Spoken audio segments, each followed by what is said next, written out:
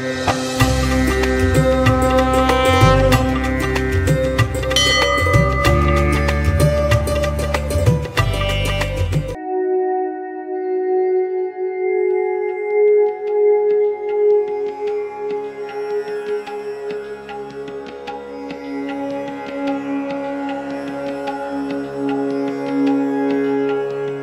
అస్మద్గురుభ్యో నమః. శ్రీమతే రామానుజాయ నమః. రామరాజ్యం టీవీ ప్రేక్షకులకందరికీ స్వాగతం.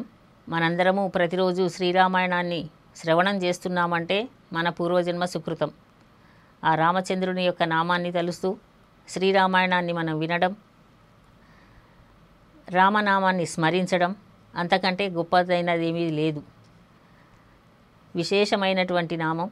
ఈ లోకంలో వాల్మీకి మహర్షిని తరింపజేసి వాల్మీకి మహర్షి ద్వారా శ్రీరామాయణం అనే 24,000 శ్లోకాలతోటి ఇతిహాస కావ్యముగా మనకు అందినటువంటిది. ఆది కావ్యం అని పేరండి. శ్రీరామాయణమే ఆది కావ్యం. అంతకుముందు కావ్యాలు లేవా అండి అంటే లేవు. అంటే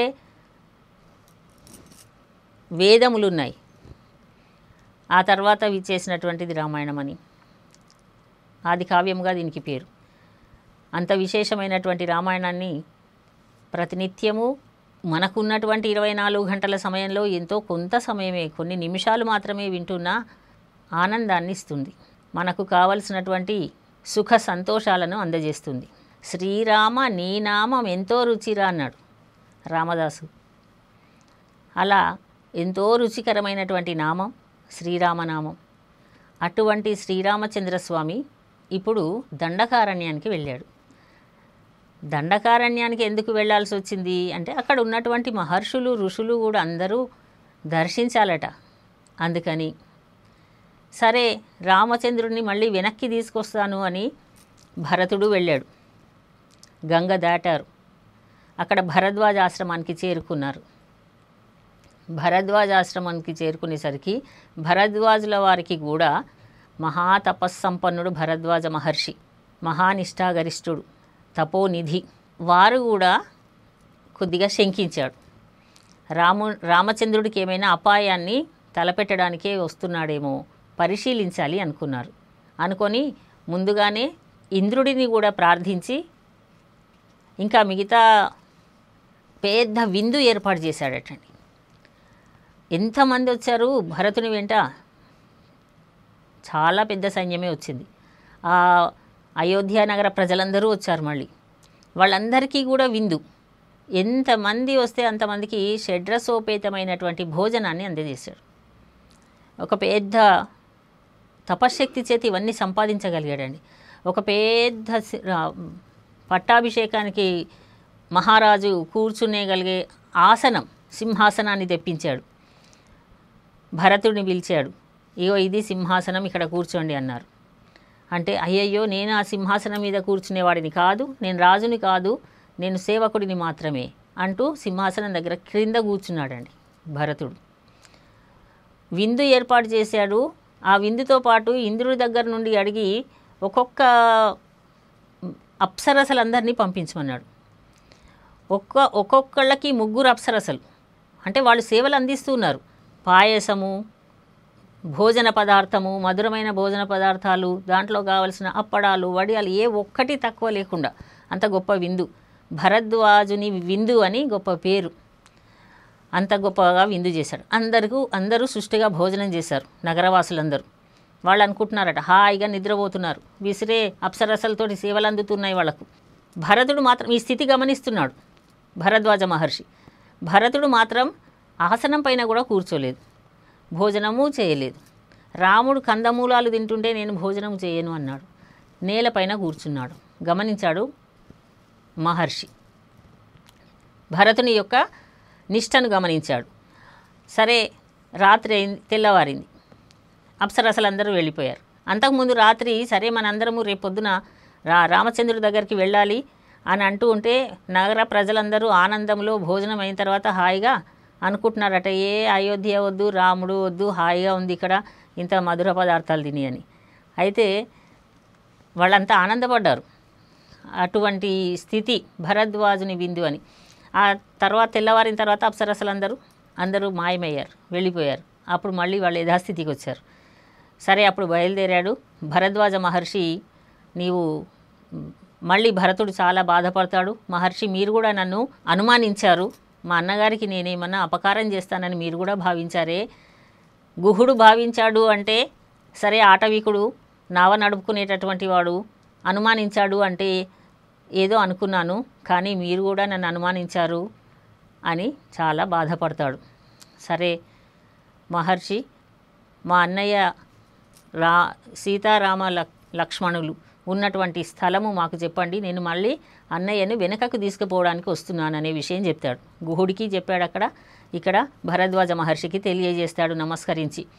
అంటే సరే, ఇక్కడికి కొద్ది దూరంలో చిత్రకూటం అనేటటువంటి పర్వతం ఉంది, అక్కడ వారు ఉన్నారు అని వారికి మార్గాన్ని తెలియజేశాడు. ఆ భరద్వాజ మహర్షి చెప్పినటువంటి మార్గం గుండా భరతుడు చిత్రకూటం వైపు బయలుదేరాడు. ఇక్కడ ఒక సంఘటన జరిగింది.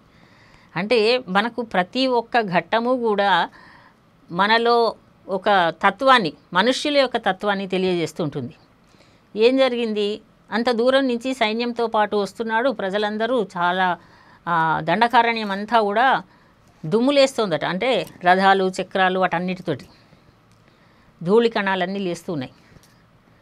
అప్పుడే ఎందుకో అప్పటికే అక్కడ కుటీరం కట్టేసుకున్నారు. లక్ష్మణుడు కుటీరం నిర్మింపజేశాడు. తర్వాత అక్కడ ఉన్న ఒక చెట్టు పైకి లక్ష్మణుడు ఎక్కాడు. లక్ష్మణస్వామి ఎప్పుడు అది అరణ్యం కదా, చుట్టూ కాపలా కాస్తూ ఉండేవాడు. ఆ పైకి ఎక్కేసరికి ఈ అందరూ వస్తున్నటువంటి రథము, చప్పుడు ఇవన్నీ చూసి ఆ చెట్టు పైన ఉండే రాముడికి తెలియజేస్తున్నాడు లక్ష్మణుడు. అన్నయ్య అన్నయ్య చూడు, అదిగో సైన్యాన్ని అంతా తీసుకొని వస్తున్నాడు దుష్టుడు, దుర్మార్గుడు అని. అరే ఎవరు వస్తున్నారు అని అంటే, భరతుడు వస్తున్నాడు, ఇక్కడ అందరూ మీరు బాణము, విల్లులు అన్నీ సిద్ధం చేసుకోండి, వాడు వస్తే ఇప్పుడే వాడిని నేను అంతం చేస్తాను అంటున్నాడు రోషము ప్రవృత్తి కలిగినటువంటి లక్ష్మణస్వామి. రామచంద్రస్వామి, లక్ష్మణ చూడు, ఆ కైకమ్మ మనల్ని అడవుల పాలు పంపించిన తర్వాత కూడా మళ్ళీ కొడుకును పంపిస్తోంది, ఇక్కడ మనకేదో అపాయం తలపెట్టడానికి అంటున్నాడు. లక్ష్మణ, ఎప్పుడూ కైకమ్మను నిందించవద్దు అని అక్కడ మళ్ళీ తెలియజేస్తాడు రామచంద్రస్వామి. సరే, ఇప్పుడు రాజ్యం వద్దు, మళ్ళీ ఇక్కడికి వచ్చేస్తున్నాడు దేనికోసము అని అంటే, రాజ్యము చేయకుండా, రాజ్యపరిపాలన చేసుకోకుండా మళ్ళీ వస్తున్నాడు అంటే, సరే నీకెందుకు అంత బాధ, నీకు రాజ్యం కావాలని అడుగుదాంలే అని అంటాడు రామచంద్రస్వామి. లక్ష్మణుని మనస్సులో ఉన్నటువంటి విషయాన్ని తెలుసుకుందామని. లక్ష్మణస్వామి బయలుదేరి వచ్చేటప్పుడు, అన్నయ్య మీరు దండకారణ్యం వెళ్తే నేను వస్తాను అని ఏమన్నాడంటే, అహం సర్వం కరిష్యామి అన్నాడు, నేను అన్నీ చేస్తాను మీకు అన్నాడు. సరే అని చెప్పి వచ్చాడు సేవ చేస్తానని. మళ్ళీ ఇప్పుడు భరతుడు వస్తూ ఉంటే ఏమైనా లక్ష్మణుడి మనసులో కూడా రాజ్యకాంక్ష ఉన్నట్టున్నది అని తలంచి రామచంద్రస్వామి ఏమన్నాడంటే, సరే భరతుడు దగ్గరికి రాని, వచ్చిన తర్వాత రాజ్యం నీకు ఇవ్వమని అడుగుతాను, లక్ష్మణుడికి రాజ్యం ఇవ్వమన్నా కూడా భరతుడు సరే అని నీకు ఇచ్చేస్తాడులే, నువ్వేం చింతించవద్దు అన్నాడు. అంటే లక్ష్మణస్వామి చాలా నొచ్చుకొని ఇంకా మారు మాట్లాడలేదండి. ఎందుకంటే లక్ష్మణుడు కూడా రాజ్యకాంక్ష కలిగినవాడు కాదు, రాజ్యకాంక్ష లేదు, రామచంద్రస్వామికి సేవ చేసుకోవాలనే ఉన్నటువంటి ప్రవృత్తి కలిగినవాడు. అందుకని రాజ్యానికి వెళ్ళమంటే నేనెందుకు వెళ్తాను అనుకొని ఇంకా మరీ మాట్లాడలే. భరతుడు అంత దూరం నుండే చూస్తూ వచ్చేసాడు రామచంద్రస్వామి ఉన్న స్థలానికి. రామచంద్రుడు అక్కడ ఒక బండ అంటే శిల, ఆ శిల పైన కూర్చొని ఉన్నాడు.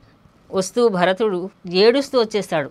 ఎందుకంటే రాజప్రాసాదంలో, అంతఃపురంలో అంత ఆనందంగా వైభవంగా ఉన్నటువంటి అన్నగారు ఈనాడు ఈ అరణ్యంలో ఒక చిత్రకూట పర్వతం పైన, ఒక బండరాయి పైన కూర్చొని ఉన్నాడు, నారవస్త్రాలు ధరించాడు అని అన్నయ్య స్థితిని చూసి జాలిపడి బోరున ఏడ్చాడు భరతుడు. భరతుడిని చూసి రామచంద్రస్వామి కొద్దిగా కన్నెర్ర చేశాడట. ఎందుకంటే అరణ్యానికి వెళ్ళమంటే నేను వచ్చేసాను, భరతుడికి పట్టాభిషేకం అంటే భరతుడు ఎలా ఉండాలి, చక్కగా రాజుగారు ధరించేటటువంటి వస్త్రాలు ధరించి ఉండాలి. కానీ ఎలా ఉన్నాడు భరతుడు, జటలు కట్టుకొని నార వస్త్రాలు ధరించే ఉన్నాడు. అంటే అరణ్యానికి వచ్చిన రాముడు యొక్క వస్త్రధారణ ఎలా ఉందో భరతుడు అలాగే ఉన్నాడు. అది కొద్దిగా రామచంద్రస్వామికి బాధ కలిగించింది. కొంచెం బాధ కలిగి నీవేమిటి అలా ఉన్నావు అని అడిగాడట. భరతుడికి ఏమో మాట రావడం లేదు, దుఃఖపడుతూ ఉన్నాడు. సీతాదేవిని, రామచంద్రస్వామిని, లక్ష్మణస్వామిని చూసి ఈ అరణ్యంలో ఈనాడు ఉండవలసిన పరిస్థితి ఏర్పడింది కదా అని అందరూ చింతిస్తూ ఉన్నారు. వీళ్ళందరినీ చూసి వశిష్ఠాది మహర్షులు, కౌసల్యమాత, సుమిత్రమాత వాళ్ళు బాధపడుతున్నారు. ఇటువంటి పరిస్థితి మనకు సంభవించింది అని చింతిస్తూ ఉన్నారు. ఆ తర్వాత ఏం జరిగిందో మరొక రోజు తెలుసుకుందాం. జై శ్రీరామ్.